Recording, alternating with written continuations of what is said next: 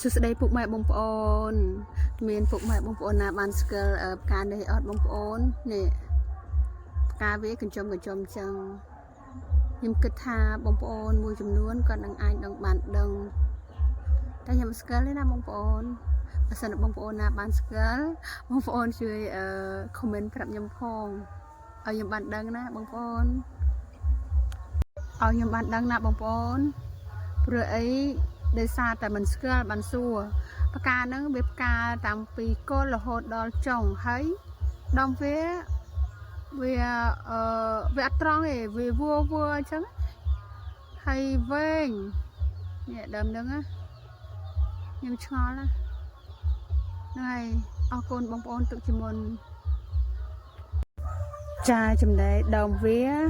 ធំប៉ិនភ្លឺប៉ិនក៏ដៃខ្លះហើយដើមវាឡើងវែង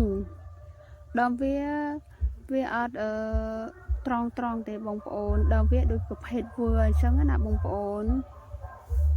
តើមានបងប្អូនណាស្គាល់ដើមនេះអត់បងប្អូនចម្លែកពេលអញ្ចឹងទៅខ្ញុំក៏ថតបង្ហាញប្រាប់ដល់បងប្អូនពុកម៉ែទាំងអស់គ្នាគេហៅដើមអីខ្ញុំអត់ដែលស្គាល់ទេដើមនឹង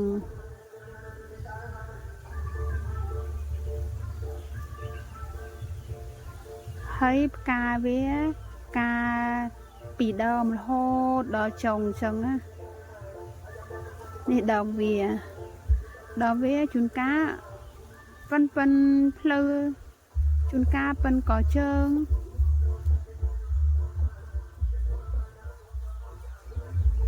នេះផ្កាវាបងប្អូន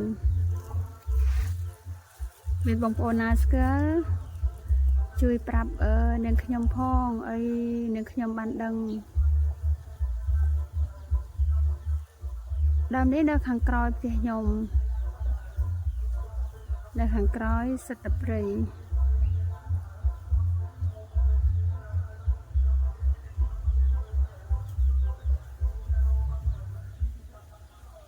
ពេលយប់ឡើងខ្ញុំអត់ហ៊ានដើរទេខ្ញុំខ្លាចមកជួននឹង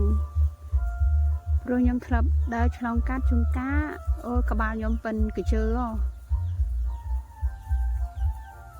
ព្រៃនេះដូចនៅព្រៃអង្គរអញ្ចឹងណាបងប្អូន